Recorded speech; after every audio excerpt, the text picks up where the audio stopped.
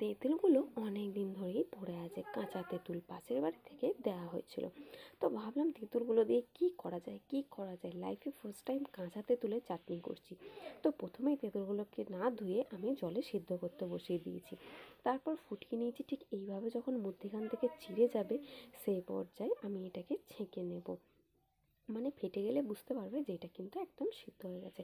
আশা করছি কাঁচা তেঁতুলের খোলা কীভাবে ছাড়াতে হয় তোমরা খুব ভালো করেই জানো। তো চলো, এক হাতে যেহেতু ক্যামেরা ধরেছি তাই ছাড়ানোটা তোমাদের দেখাতে পারলাম না।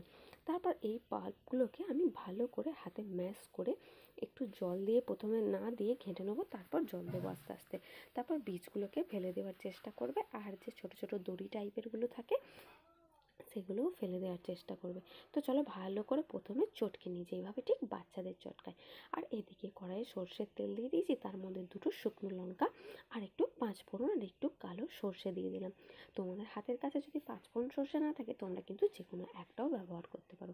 এই দেখো, তেঁতুলের জল দিয়ে দিয়েছি। এইবার তেঁতুলের পাল্পটাকে বীজ থেকে আলাদা করে আমি একটু ভালো করে ছেঁকে নেব, কারণ এই পাল্পগুলো মানে তেঁতুলের বীজ বা এই ধরনের সুতোগুলো মুখে করলে চাটনি না ঠিক মজা আসবে না খাওয়ার জন্য। তো ভালো করে চটকে নিয়েছি, বুঝতেই পারছো এর শরীরে কিন্তু আর মাছ বলতে কিচ্ছু নেই। তারপর এটাকে ছেঁকে নেওয়ার পালা। তো চলো প্রথমে এটাকে ভালো করে ছেঁকে নিই, তারপরে ফিরে আসছি বাকিটা। ওদিকে আমার তেল ফোড়নটা কিন্তু মোটামুটি একটা শুকনো লঙ্কার ঘ্রাণ অলরেডি বেরিয়েই গেছে। তো এবার এই পাল্পটাকে সরাসরি তেলের মধ্যে দিয়ে দেবো। তেলটা কিন্তু একদম নর্মাল হিটে ছিল, মানে তেলটা বেশি পুড়ে গেলে খেতে ভালো লাগবে না। লঙ্কাটা তাও একটুখানি আমার পুড়িয়ে গেছিলো। তারপর ভালো করে নাড়াচাড়া করতে থাকো ঠিক এইভাবে, যাতে সব কিছু খুব সুন্দরভাবে মিশ্রণ হয়ে যায়। তারপর দিয়ে দেবো স্বাদ মতো লবণ, যেহেতু টক তাই লবণটা কিন্তু বুঝে শুনে দিতে হবে। এরপর দিয়ে দিলাম 1 চিমটি হলুদ গুঁড়ো। তারপর ভালো করে আবারও একবার নাড়াচাড়া করে নেবো। হলুদ গুঁড়োটা কিন্তু শুধুমাত্র রঙের জন্য দিয়েছি। তারপর যখন এইরকম ফুটে আসবে সেই পর্যায়ে দিয়ে দেবো চিনি। তোমরা এখানে চিনি ইউজ করতে পারো কিংবা গুড় ইউজ করতে পারো।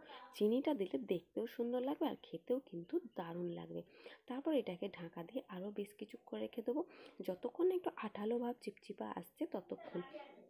তারপর একটা ভাজা মশলা দিয়েছি। তো ভাজা মশলাটা জানতে চাইলে অবশ্যই কমেন্ট সেকশানে কমেন্ট করো, আমি বলে দেবো এখানে কি ভাজা মশলা দিয়েছিলাম, তবে আচারের ভাজা মশলা।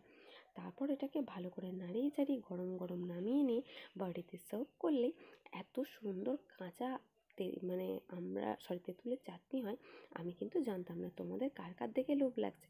আমার তো দারুণ লেগেছে খেতে, বসে 2 চামচ পাতে নিয়ে। Thank for watching guys. আমার চ্যানেলে নতুন হয়ে থাকলে চ্যানেলটি ফটাফট সাবস্ক্রাইব করে নাও। ভালো থাকবে, সুস্থ থাকবে, দেখা হচ্ছে পরের কোনো এক নতুন রেসিপিতে।